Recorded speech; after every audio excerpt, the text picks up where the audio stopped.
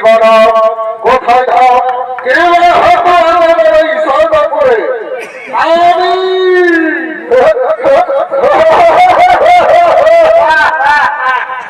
আমি বলি আমি মহাবলি ব্রহ্মপৃষ্ঠে জন্মধর্ম হই বলি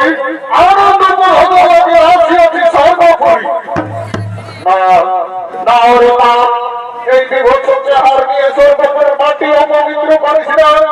এখন থেকে তুই চলে যা কি কি বলে পাপিষ্টি দেবতার দল আমি চলে যাবো কেন কেন যাবো ওই সত্য